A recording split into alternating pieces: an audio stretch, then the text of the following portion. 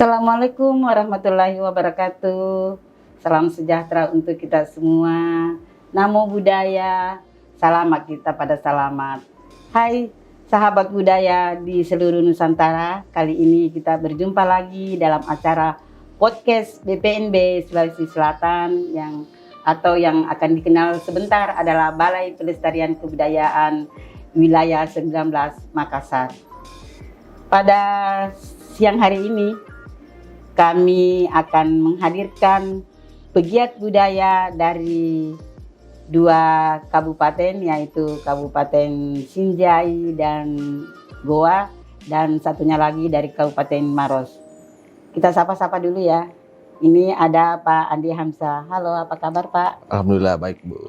Ini pegiat budaya dari membawahi wilayah dari dua wilayah, yaitu Kabupaten Sinjai dan Goa. Siap. Ada juga Bapak Emil Salim, pegiat budaya dari Kabupaten Maros. Apa kabar Pak? Alhamdulillah baik. Alhamdulillah baik ya.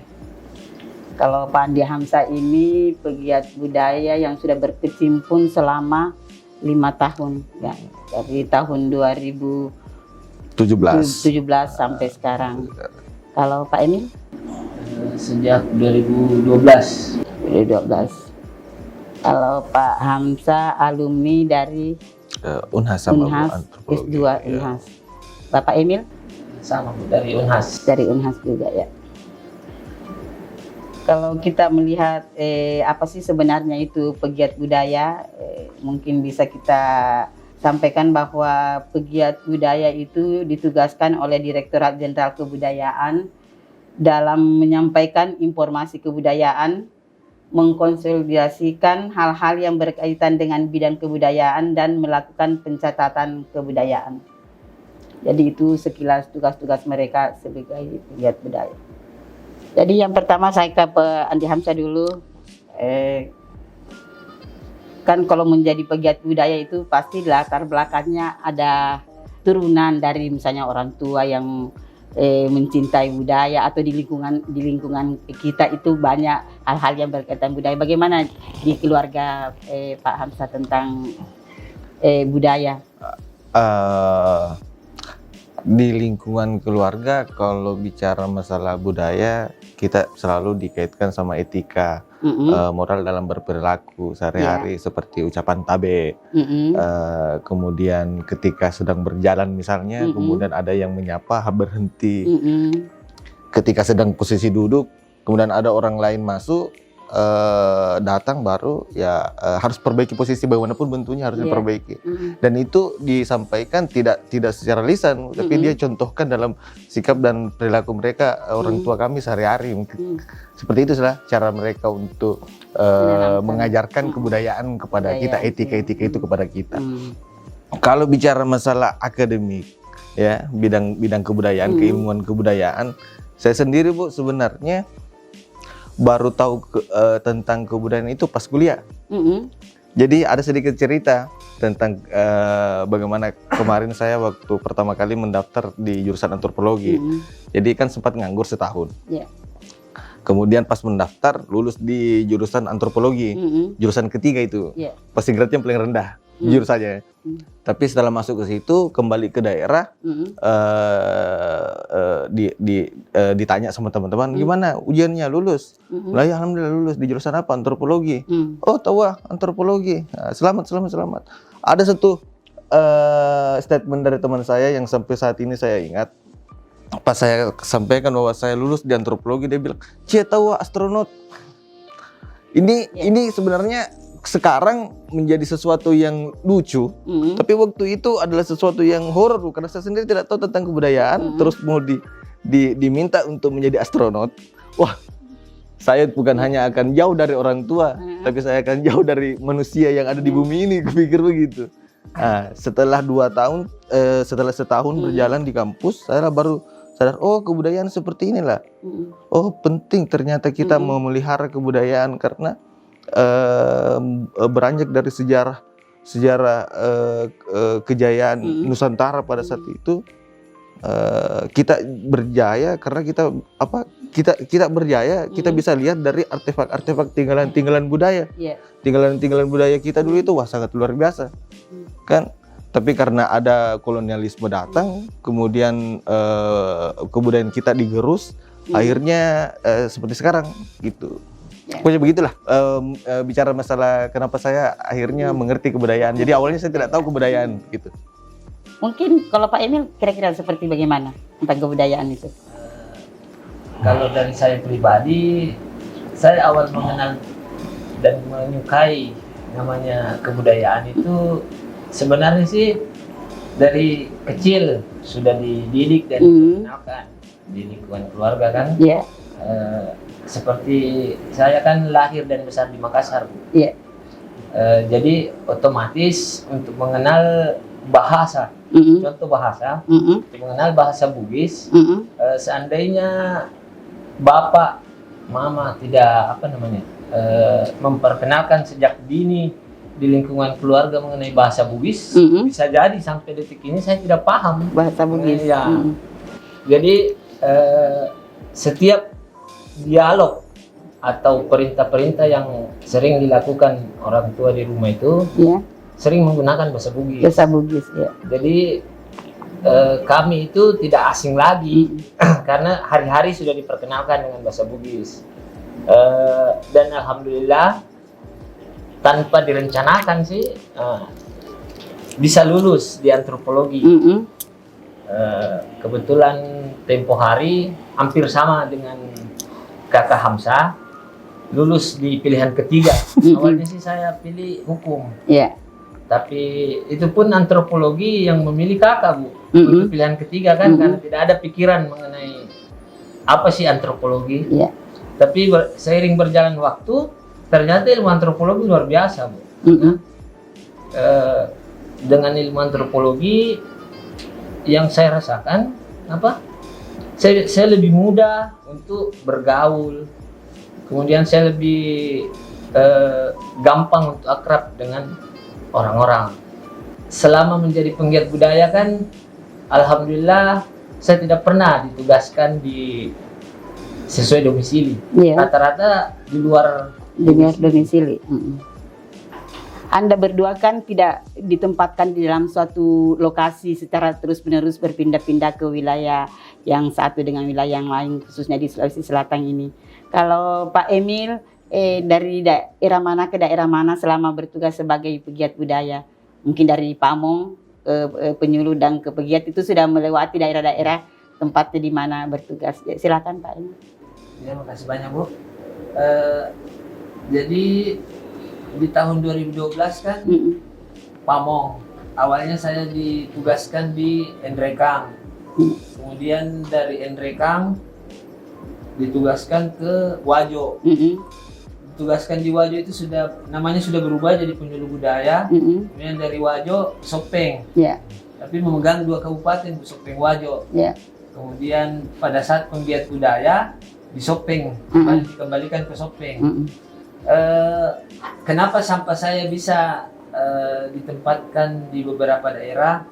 Yang pertama, mungkin pada saat wawancara kan awalnya ditanya siap ditempatkan di manapun. Dan ya otomatis jawabnya siap dimanapun. Jadi kalau secara pribadi sih otomatis kalau berbicara kendala otomatis akan ada kendalanya kan.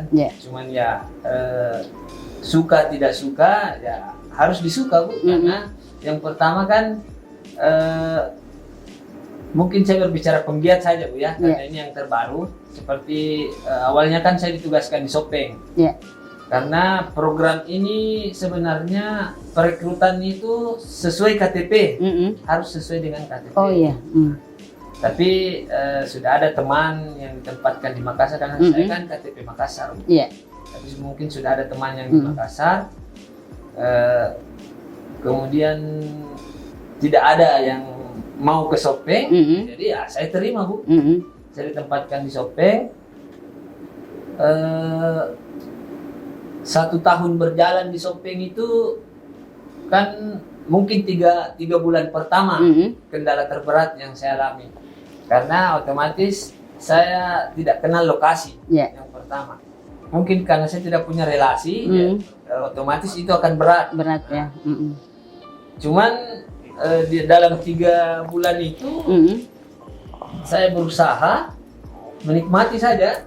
Ibaratnya setiap datang ke desa, yang pertama saya datang itu pemerintah desa yang awalnya, kemudian cerita-cerita santai apa sih potensi yang ada di desa ini. Nah, kemudian beliau menjelaskan, menunjuk satu nama, silakan hubungi ini ya. Ibaratnya saya menggunakan sistem snowball, Bu. Jadi dari satu mencari informasi lagi satu. Nah, begitu seterusnya.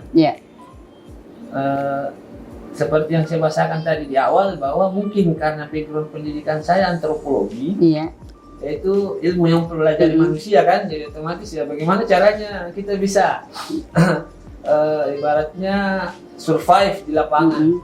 Jadi dengan pengalaman-pengalaman di antropologi itu, alhamdulillah masyarakat menerima dengan tangan terbuka.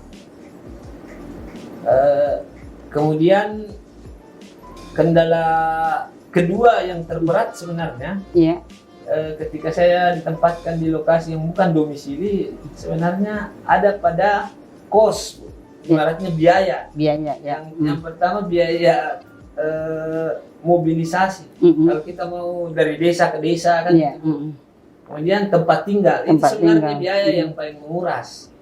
Karena kan untuk kos saat ini minimal itu 500.000. Sementara kami tidak difasilitasi itu kan. Dan kan otomatis ketika ini bukan sebuah ibaratnya keluhan, bukan sih keluhan, curhatan saja mungkin. Karena kan otomatis pertanyaan yang akan muncul, sudah tahu begitu kenapa masih mau jadi penggiat budaya? Jawabannya sih, saya bukan mencari sekedar income kan gitu. Seperti yang saya bahasakan tadi, saya butuh bergaul, saya butuh teman. Kemudian saya sudah terlanjur sejak saya kan angkatan 2002 di antropologi. Mungkin sejak ditempa di kampus mengenai budaya, jadi ya mungkin secara tidak langsung muncul dan berkembang perasaan itu, cinta akan budaya. Jadi mungkin perasaan cinta budaya itu sehingga dengan ikhlas menerima yang pada dasarnya sebenarnya sih ketika berbicara pekerjaan yang penghasilannya bla bla bla ini kan tidak usah saya sebutkan jumlahnya, kalau disuruh jujur sebenarnya amat sangat kurang, karena biaya itu tadi yang saya bilang yang paling besar, biaya hidup. Nah, biaya hidup, biaya hidup dan biaya transportasi untuk ke lokasi. Tapi karena itu dasar memang sudah mencintai, dan ibaratnya ada kepuasan tersendiri lah ketika bisa melihat kebudayaan itu lestari, kemudian berkembang dan bisa dimanfaatkan oleh masyarakat untuk menjadi sebuah mata pencarian lah istilahnya. Kayak contoh kuliner harus kan, nah pengetahuan tradisional mengenai kuliner itu kan bisa dijadikan sebagai mata penghasilan. Nah, kemudian di tahun 2022 kan saya kemudian dipindahkan ke Maros. Nah, alasan kenapa saya dipindahkan ke Maros, selain saya bermohon, Bu, memohon kan tempo hari sempat ibaratnya ada ruang untuk berdiskusi dengan orang di Direktorat Jenderal Kebudayaan. Kebetulan Kabupaten Maros kosong, tidak ada penggiatnya, dan Kabupaten Maros sudah memiliki PPKD sejak tahun 2018. Jadi saya coba-coba bermohon dengan beberapa pertimbangan. Salah satu pertimbangan yaitu, Bu, bahwa biaya hidup di lapangan ketika saya di Sopeng itu sangat besar, sangat besar. Ibaratnya dalam sebulan kebanyakan nombok, Bu. Kayak gitu. Saya kebanyakan ibaratnya tidak ada yang bisa saya save. Kebanyakan ya habis di lapangan. ibaratnya belum habis bulan sudah habis gaji. Seperti itu yang saya alami 1 tahun terakhir di Sopeng. Kemudian coba bermohon di tahun 2022, alhamdulillah dikabulkan. Tapi masih tetap sih sebenarnya, masih tetap bukan pada domisili. Ibaratnya di Maros kan lokasi baru lagi, saya tidak punya tempat tinggal di sana.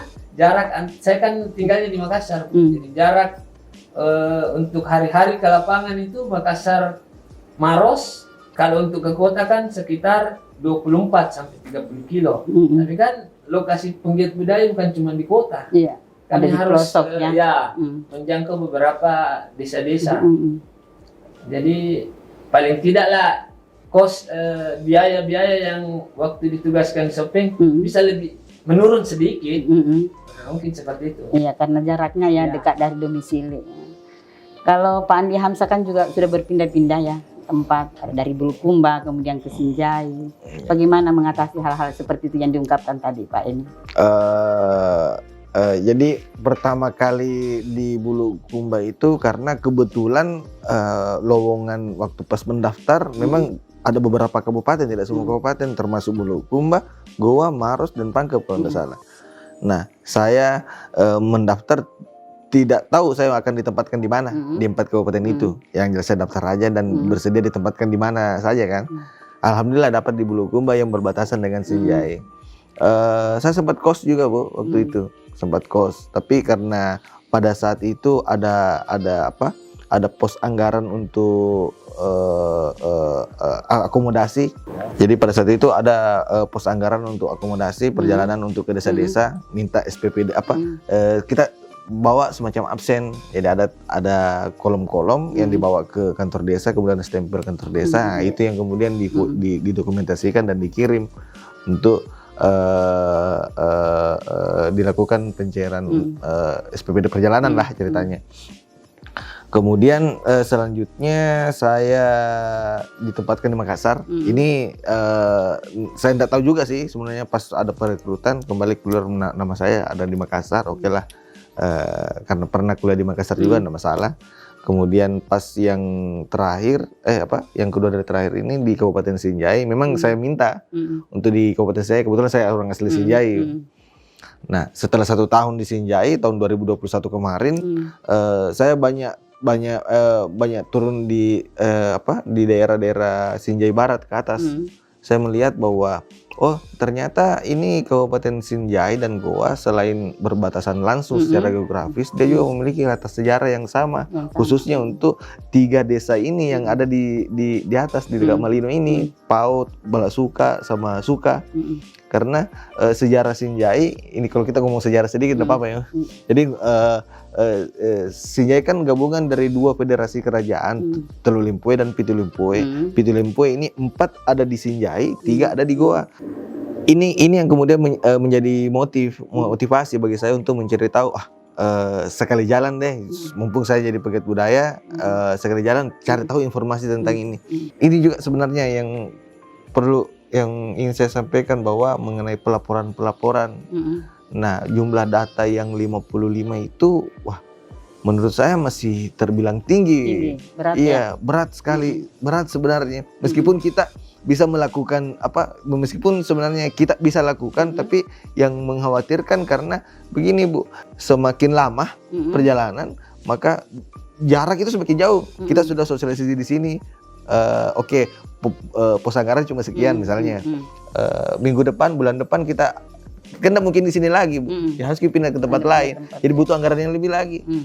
Jadi semakin akhir tahun semakin membludak karena semakin jauh lokasi yang harus kita datangi. Karena ada sebuah catatan dari kementerian bahwa tidak boleh di daerah situ terus. Harus memang berpisah-pisah karena dari aplikasi memang ada GPS yang ditentukan di titik ini, titik ini, titik ini. Itu untuk pelaporan. Dan sedikit lagi tentang pelaporan, saya sih merasa bahwa kuantitas ini baiknya diseimbangkan dengan kualitas. Jadi kalau kuantitasnya 55 diturunkanlah sedikit, tapi kualitasnya agak ditambah-tambah. Jangan hanya asal data saja tanpa ada karena untuk menetapkan WBTB kan kita juga punya butuh warisan budaya tak benda. Untuk menetapkan warisan budaya tak benda kan kita butuh kajian tulisan-tulisan atau paper-paper yang berkaitan dengan itu. Nah, kami yang dari pegiat budaya, saya rasa punya sedikit skill, kemampuan tentang itu. Meskipun tidak seperti para peneliti-peneliti ulung lainnya, tapi ya setidaknya itu bisa menjadi dasar lah. Jadi itu yang saya sampaikan tadi, kuantitas mestinya diseimbangkan dengan kualitas. Jadi kuantitasnya diturunkan sedikit tapi ditambah-tambah kualitasnya. Gitu ya supaya itu ya. Jadi sangat membantu ya latar belakang pendidikan dengan tugas dan fungsi sekarang sebagai pegiat budaya. Betul. Ya.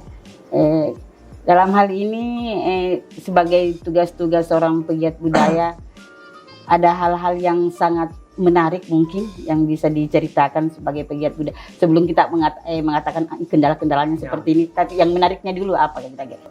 Mengenai pengalaman menarik ketika selama kurun waktu 5 tahun menjadi pegiat budaya, selama ini ketika kami turun ke lapangan bertemu dengan para pelaku budaya maupun entah itu individu atau kelompok budaya, saya melihat mereka bekerja dengan hati.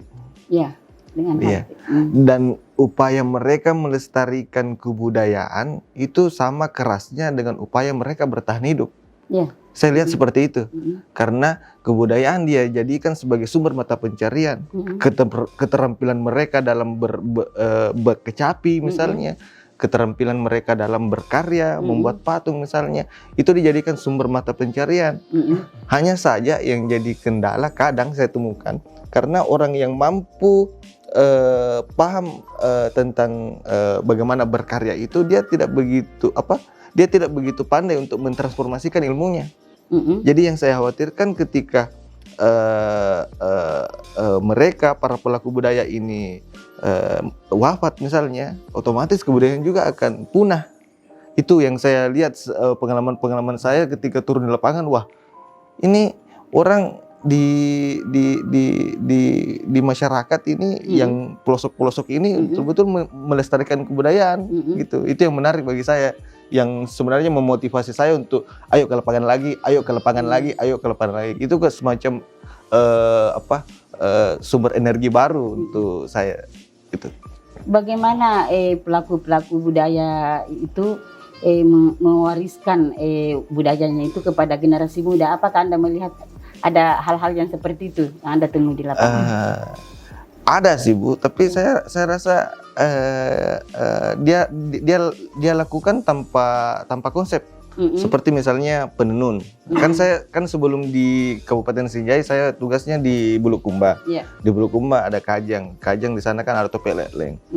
Ketika dia melakukan penenunan topeng leleng, ada anaknya selalu dipanggil untuk duduk di sampingnya sambil bercerita. Jadi dia tidak mengajarkan dikasih begini, tidak. Tapi Dia hanya memberikan contoh. Dia memberikan contoh. Itu begitu saya lihat prosesnya. Hanya kalau secara sistematis mengajarkan begini proses enggak. Saya jarang menemukan hal itu. Tapi jadi, melibatkan dia dalam proses itu. Betul. Ya, melibatkan dia dalam proses itu. Begitu prosesnya. Jadi sebenarnya suatu kebudayaan atau tradisi itu seharusnya melibatkan mereka generasi muda kita untuk melestarikan juga kebudayaan itu. Itu harus dicontoh. Karena kalau langsung mungkin to the point mengajarkan kepada anak-anak mungkin merasa jenuh atau seperti apa. Jadi memang ada salah satu solusi yang dibuat oleh masyarakat, pelaku-pelaku budaya untuk mentransformasikan ilmunya kepada generasi yang lebih muda. Kalau Pak Emil melihatnya dari segi apa?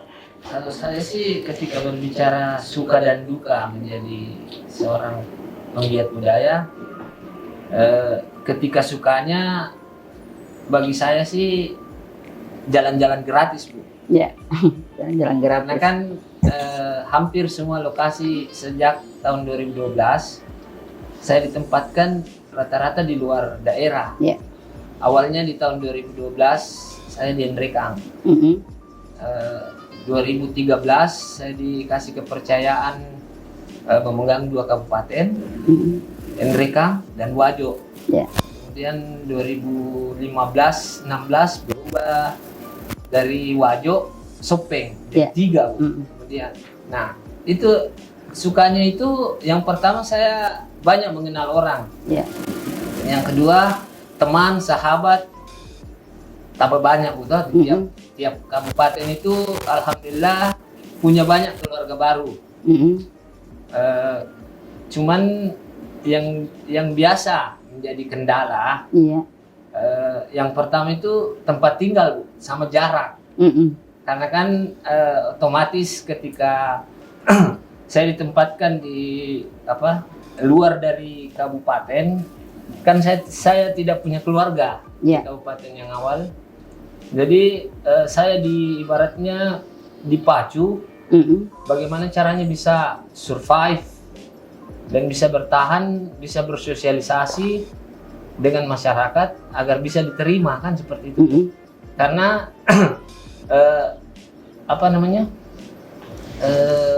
seperti contoh awal di Nrekang, suatu kabupaten yang belum pernah saya datangi, tidak punya teman, tidak punya keluarga. Tapi dengan adanya background itu tadi antropologi dan beberapa pengalaman-pengalaman sejak menjadi mahasiswa, sejak ditempa di jurusan antropologi itu, saya kan sejak mahasiswa itu sudah sering mengikuti praktek lapang, penelitian-penelitian dan proyek-proyek dosen. Nah, alhamdulillah pengalaman-pengalaman itu yang saya terapkan di lapangan untuk bisa survive. Sama ada pesan nenek, di mana kaki berpijak, disitulah bumi dijunjung. Iya, seperti itu. Tapi awalnya kan sebelum pegiat budaya dulu apa ya namanya? Di tahun 2012 itu namanya Pamong Budaya. Pamong Budaya. 1 tahun berjalan, kemudian namanya dirubah lagi menjadi Penyuluh Budaya. Penyuluh Budaya. Kemudian 2016 sempat break. Programnya sih jalan, tetapi saya yang sempat break Bu. Nanti tahun 2020 mulai lagi menjadi penggiat budaya sampai sekarang. Jadi memang awalnya dari Pamong ya, kemudian berubah nama menjadi penyuluh, kemudian pegiat budaya seperti itu. Tetapi fungsi dan tugasnya sama ya? Secara garis umum sama Bu. Yang sama, membedakan fasilitas dan sistem pelaporan. Sistem pelaporan yang seperti itu. Karena saya gambarkan sedikit di tahun 2012 itu, yang membedakan itu karena mungkin dia file project. Jadi fasilitas kami itu lengkap Bu, yang betul-betul kami difasilitasi agar bisa survive di lapangan. Di lapangan. Contohnya kami diberi motor dinas, laptop, modem, GPS, kamera. Selain itu kami difasilitasi biaya kos sama makan. Nah kemudian 2013 sampai 16 masih sama fasilitasnya. Nanti di penggiat budaya ini yang saya sempat heran dan kaget sih, kenapa kerjaan sama-sama di lapangan, fasilitas yang berbeda. Yang berbeda. Iya. Kemudian kalau masalah pelaporan ada sedikit perbedaannya. Di tahun 2012 itu di masa Pamong Budaya bentuk pelaporannya kami diberi kebebasan. Jadi ibaratnya teman-teman Pamong Budaya itu diberi kebebasan berekspresi untuk membuat sebuah laporan. Intinya apa sih yang telah dilakukan Pamong Budaya selama setahun. Jadi bentuknya seperti karya ilmiah Bu. Dia semacam kayak skripsi, apa-apa yang dilakukan di lapangan, kemudian program-program apa yang bisa istilahnya memajukan kebudayaan, apa-apa yang sudah kebudayaan-kebudayaan apa yang sudah punah, hampir punah dan bisa dipertahankan. Kalau melihat tadi fasilitas ya yang diberikan pada waktu sebagai Pamong Budaya, kemudian penyuluh, dibanding sekarang pegiat budaya yang non fasilitas yang seperti itu. Tapi kenapa Anda masih ada di situ? Kata kuncinya adalah aku cinta budayaku. Ya. Itu yang susah untuk diungkapkan ya secara material ya kalau aku cinta. Kalau Pak Hansa bagaimana melihatnya seperti itu? Ketika fasilitas yang ada di pegiat budaya berbeda pada saat menjadi penyuluh atau pamong? Bagaimana Anda melihatnya itu dari segi profesional? Oh iya, karena sedikit berbeda dari Kak Emil. Kak Emil kan sejak 2012, saya Danti di 2017 pas namanya menjadi pegiat budaya. Sebenarnya kami juga pernah mendapatkan fasilitas yang tidak sementara yang Kak Emil. Kami mendapatkan biaya operasional, kemudian dapat juga biaya kesehatan untuk 2 tahun pertama. Tapi untuk program selanjutnya saya tidak tahu itu kemana. Tapi bagaimana ya? Mungkin karena background kami ini kebudayaan, kemudian sudah lama berkecimpung dan bertemu dengan para pelaku-pelaku budaya. Jadi saya kadang merasa gini, Bu, bilang, saya kayaknya sudah ditakdirkan di jalan ini, di jalan untuk bersama kebudayaan. Jadi ibaratnya begini, saya telah mewakafkan, saya pernah berikrar dalam hati saya telah mewakafkan diriku di jalan kebudayaan. Saya pernah mengatakan itu, mengikrarkan diri dan saya pernah sampai saat ini saya merasa bahwa nanti ketika saya sudah tidak ada, saya ingin dikenal sebagai seorang pemerhati budaya. Saya seorang kendati besok lusa saya dapat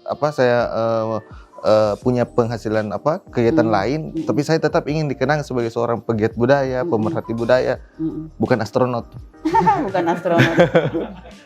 yang ketika awalnya masuk antropologi dikira menjadi astronot. Ya. Mungkin ada harapan-harapan yang akan disampaikan kepada Direktorat Jenderal Kebudayaan tentang kedepannya pegiat budaya. Harapan kemudian inovasi-inovasi mungkin yang bisa disampaikan dengan pengembangan kebudayaan, karena kami sekarang sudah berubah menjadi Balai Pelestarian Kebudayaan. Jadi bukan lagi Balai Pelestarian Nilai Budaya, mungkin ada inovasi-inovasi dari pegiat budaya untuk Direktorat Jenderal Kebudayaan. Bagaimana kedepannya kebudayaan kita? Ya, silakan mungkin Pak Hamzah dulu. Ya. Harapan kami ini sangat erat kaitannya sama kendala kami yang ada di lapangan. Kendala kami di lapangan, khususnya saya pribadi yang memiliki 2 kabupaten, itu otomatis butuh waktu dan tenaga ekstra untuk menjangkau 2 kabupaten tersebut. Itu yang pertama. Kemudian yang kedua, sebelumnya saya ingin mengucapkan terima kasih dulu kepada BPNB, BPCB yang sekarang jadi BPK, karena selama ini telah membimbing kami selama menjadi pegiat budaya. Terus saya juga ingin berterima kasih kepada siapapun di pusat sana yang pertama kali menggagas program ini, kemudian mempertahankan program ini sampai ada hingga tahun ini, dan semoga akan berlanjut di tahun berikutnya. Tapi saya melihat karena saya melihat bahwa program ini benar-benar betul-betul bisa menjangkau masyarakat secara langsung. Jadi ini program ini sangat efektif. Kita bisa berhubungan informasi yang dari pusat itu bisa sampai ke objeknya secara langsung, entah itu dinas ataupun pelaku budaya. Informasi dari pelaku budaya ataupun dinas juga bisa sampai dengan sampai ke pusat secara langsung. Jadi ada komunikasi yang efektif terjadi dan efisien dengan melalui program ini. Jadi kita ibarat perpanjangan tangan. Ya, mungkin begitu harapan saya, Bu. Bagaimana Anda kan berada di kabupaten kota ya, terutama bermitra dengan Dinas Kebudayaan dan Pendidikan mungkin ya. Bagaimana respon pemerintah daerah terhadap profesi seorang pegiat budaya? Sangat relatif, Bu, karena saya kan sudah pernah di beberapa kabupaten. Saya melihat dinas ya ada yang semua welcome sih sebenarnya, semua welcome, tapi ada yang menjaga privasi, ya. Ada juga yang welcome-nya ya, bahkan pernah ada satu kabupaten yang waktu pertama kali saya datang ke situ memperkenalkan diri sebagai seorang kementerian, mereka meminta kami bilang, ayo kita sama-sama membuat sebuah program yang dimana program ini bisa sinkron dengan pusat. Kan saya rasa ini menjadi hal yang baik ketika ada program daerah yang sinkron dengan pusat. Tapi ada beberapa sih pejabat daerah yang agak tertutup. Oke. Tapi itu semua bisa ditaktisi. Jadi apa yang tidak privat kita masuki, yang privat kita menghargai privasi itu. Seperti itu Gitu ya. ya. Kalau Pak Emil di Maros seperti apa Pak? Tanggapan daripada dinas yang kasih kebudayaan misalkan tentang pegiat budaya, tugas dan fungsi seorang pegiat budaya. Oh iya, terima kasih. Secara umum sih kalau respon dinas ya bagus, responnya sih bagus. Iya. Cuman terkadang ada salah persepsi. Iya. Jadi pengalaman-pengalaman di beberapa daerah itu terkadang kami itu dianggap membawa sebuah dana, Bu, seperti itu. Jadi terkadang dinas itu menganggap bahwa siapa tahu ada bantuan untuk kami. Wajar sih sebenarnya, karena kan ketika dinas beranggapan dikirimnya seorang perpanjangan tangan mengenai program-program kementerian, otomatis akan ada angin segar, ada harapan-harapan. Dan memang sih pada dasarnya ketika kami kan diberi tugas menyebarluaskan informasi program-program unggulan yang ada di kementerian. Nah, informasi-informasi itu memberi angin segar pada dinas, baik lembaga budaya, sanggar-sanggar yang ada di daerah, karena dengan adanya program Dana Indonesiana, itu kemudian memberi semangat kembali kepada para pelaku budaya, baik dinas, mengenai rencana program-program apa yang bisa dijalankan untuk menyinkronkan dengan program Dana Indonesia ini. Cuman kan sedikit juga saya mau sampaikan mumpung lagi podcast mengenai kendala dan harapan teman-teman. Harapannya itu bagaimana pihak terkait, khususnya dinas, baik dinas, pokoknya instansi terkait lah. Kendala mereka kan seumpama lembaga dan pelaku seni budaya itu, mereka masih belum paham, Bu, mengenai yang namanya administrasi. Kemudian bagaimana berlembaga. Jadi harapan mereka itu bagaimana ada bimbingan, BIMTEK lah istilahnya, buat lembaga-lembaga. Kan kebanyakan itu masih komunitas sebenarnya, komunitas seni, pelaku budaya. Nah itu kan untuk menjalankan beberapa program-program kementerian, kita tahulah bagaimana ketatnya mengenai seleksi administrasi untuk mendapatkan anggaran. Oh iya, pasti bantuan fasilitas. Sementara teman-teman di akar rumput itu kan kurang paham, Bu, mengenai bagaimana berlembaga, bagaimana membuat proposal yang bagus untuk bisa lolos. Nah harapan mereka itu bagaimana dinas bisa memberi BIMTEK lah ibaratnya kan, didampingi untuk diberi pengetahuan atau edukasi mengenai itu. Jadi itu harapan teman-teman. Kemudian kalau bisa kan kebanyakan istilahnya alasan klasik lah, Bu, ketika teman-teman lembaga di akar rumput ini para pelaku seni budaya ketika mau melakukan sebuah kegiatan dan meminta anggaran ke dinas, alasan klasik kan tidak ada anggaran. Nah, jadi ketika tidak ada anggaran itu jangan sampai harapan teman-teman untuk berkegiatan ini dibawa sampai down.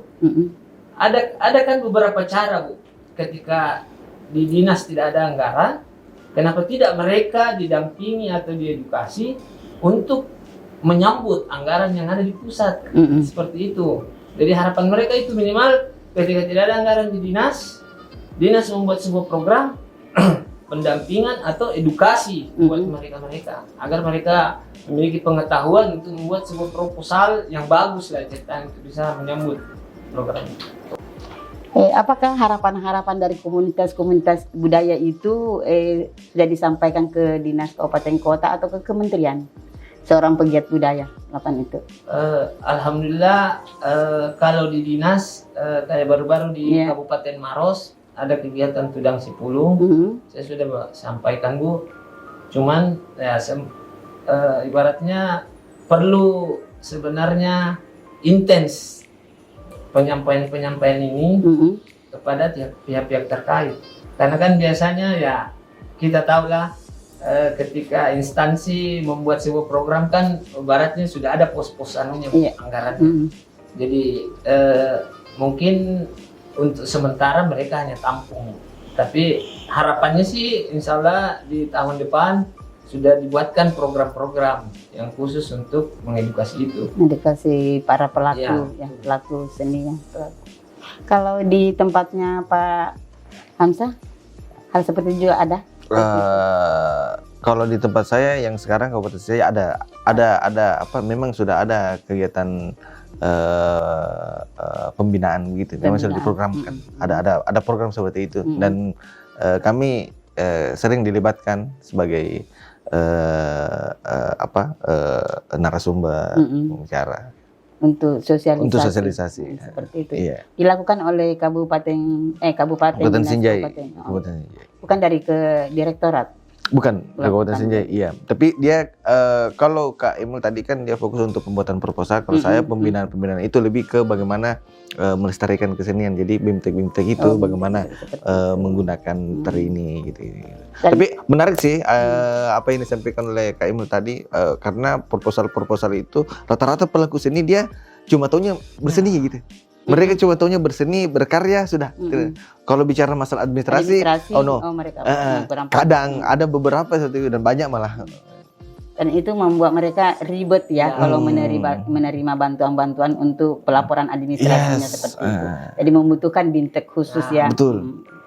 Itu mungkin yang Direktorat Kebudayaan nanti akan memberikan sosialisasi sebelum mereka memberikan fasilitas kegiatan untuk mereka, itu harapan. Dan pegiat budaya inilah adalah mitra mereka, komunitas-komunitas budaya itu yang ada di daerah. Sebelum kita akhiri bincang-bincang ini, apa harapan Anda terhadap kelanjutan daripada penggiat budaya di tahun-tahun akan datang? Pak Hamzah dulu mungkin. Kalau saya pribadi sih ya menganggap bahwa program ini betul-betul menjadi program yang sangat baik, sangat efektif ketika ingin menyampaikan informasi, ketika ingin menyerap informasi. Kita betul-betul menjadi ibaratnya perpanjangan tangan, entah itu dari kementerian ke daerah dan daerah ke kementerian. Jadi bukan hanya di lingkup Kementerian Pendidikan dan Kebudayaan, bahkan kementerian-kementerian lain sebenarnya butuh program-program seperti ini yang bisa bersentuhan langsung dengan objek yang ingin dia selesaikan gitu. Ya. Oleh karena itu ya diharapkan semoga program ini akan terus berlanjut dengan menyesuaikan kondisi-kondisi yang ada di lapangan tentunya. Kalau Pak Emil, harapannya ke depan seorang pegiat budaya? Kalau saya sih saya menambahkan dari Pak Hamzah, bagaimana program ini intinya kan berkelanjutan Bu. Karena yang saya pahami untuk membuat sebuah perubahan perlu yang namanya konsistensi dan keberlanjutan. Nah, kan teman-teman ini baru berapa tahun ditempatkan di sebuah kabupaten, otomatis teman-teman memiliki rancangan-rancangan dan rencana-rencana program jangka pendek panjang kan seperti itu. Jadi harapannya bagaimana pihak kementerian dalam hal ini Kemendikbudristek untuk tetap melanjutkan program-program seperti yang dulunya pamong budaya, budaya, kemudian penggiat budaya. Intinya program ini sangat dibutuhkan dan sangat membantu teman-teman yang ada di akar rumput. Karena kendala utama kan itu, bagaimana informasi-informasi yang ada di pusat tidak tersampaikan ke bawah. Jadi makanya program ini sangat perlu karena teman-teman penggiat budaya langsung menyentuh ke akar rumput, langsung berinteraksi dengan para pelaku seni budaya, para maestro, dan menyampaikan beberapa informasi-informasi, melakukan pendampingan-pendampingan, baik itu mengenai pelestarian, kemajuan, dan pemanfaatan kebudayaan. Jadi harapan teman-teman mungkin seluruh penggiat budaya se-Nusantara harapannya itu bagaimana teman-teman diberi apresiasi, apakah berupa teman-teman direkrut menjadi P3K. Karena kan kalau untuk menjadi ASN sudah tidak mungkin kan, seperti itu. Jadi paling tidaklah yang pertama program tetap berlanjut, teman-teman dijadikan P3K dan teman-teman ketika semoga program ini tetap berlanjut, teman-teman diberi kebebasan lah untuk berekspresi, Bu. Intinya kan teman-teman paham dulu tujuan kami kan itu bagaimana pelestarian, pemanfaatan dan pengembangan kebudayaan. Intinya 3 ini ya silakan teman-teman berekspresi di lapangan, baik dalam penginputan data, penyebarluasan informasi, pendampingan. Harapan teman-teman penggiat budaya, kenapa sampai program penggiat budaya ini harus tetap dilanjutkan? Yang pertama kan teman-teman sudah memiliki beberapa program-program pastinya. Jadi sempat saya singgung tadi bahwa untuk membuat sebuah perubahan, pembaharuan itu tidak cukup dalam 1-2 tahun. Otomatis dia butuh beberapa tahun. Seperti contoh saya pribadi, di Maros kan dalam 1 tahun terakhir ini otomatis saya belum bisa menjangkau seluruh kecamatan yang ada di Kabupaten Maros, baru beberapa kecamatan. Nah, ketika ini berlanjut, otomatis kan saya sudah memprogramkan bagaimana untuk bisa menjangkau dan melakukan pendataan, pendampingan ke kecamatan-kecamatan dan desa-desa yang belum sempat saya jangkau di tahun 2022. Kemudian selain itu, kan teman-teman para pelaku seni dan budaya masih banyak yang belum mengetahui informasi-informasi mengenai program-program yang ada di kementerian. Nah itu otomatis ketika tahun ini sudah tidak ada program penggiat budaya, otomatis mereka akan tidak mengetahui informasi-informasi itu kan, baik contoh program Dana Indonesiana, kemudian program yang ada di BPK seperti fasilitasi nilai-nilai budaya kan, itu ada beberapa program dari BPNB yang bisa memfasilitasi teman-teman pelaku seni budaya untuk berkegiatan, intinya bagaimana melestarikan nilai-nilai budaya. Nah itu sebenarnya teman-teman para penggiat budaya belum bisa menjangkau semua. Jadi program-program yang teman-teman sudah planning ke depan itu dalam 1-2 tahun ini belum bisa terlaksana semua. Jadi mungkin seperti itu. Kalau paham sih? Ya. Jadi ketika beberapa tahun belakangan kita melakukan pendampingan kepada para komunitas-komunitas seni, ada beberapa program yang ingin kita bangun bersama. Dan yang saya khawatirkan ketika kami nanti misalnya ditempatkan di daerah lain, kita prosesnya itu tidak berlangsung berkesinambungan. Prosesnya itu karena tahapan-tahapannya kan ada. Kemarin kita melakukan sosialisasi tentang program Indonesiana misalnya, FBK misalnya. Kemudian tahun ini kan baru pelaksanaannya. Jadi seharusnya memang kegiatan-kegiatan pendampingan ini dilakukan secara berkesinambungan. Apalagi yang namanya kebudayaan kan dampaknya itu baru dilihat 2-3 tahun ke depan. Tidak seperti bangunan fisik. Bu, bangunan fisik itu 2 bulan 3 bulan jadi selesai. Tapi kalau pendampingan pembangunan kebudayaan itu nilai-nilai budaya ya butuh waktu yang relatif lebih lama dan hasilnya pun juga akan bertahan lama. Itu dari saya. Demikianlah tadi bincang-bincang kita dengan 2 pegiat budaya dari Kabupaten Maros, Kabupaten Sinjai dan Goa yang telah menginspirasi para pegiat budaya untuk lebih maju ke depannya. Hai sahabat budaya se-Nusantara, jangan lupa like, comment, subscribe channel BPNB Sulawesi Selatan atau Balai Pelestarian Kebudayaan Wilayah ke-19 Makassar. Terima kasih, sampai jumpa. Salam budaya. Salam budaya.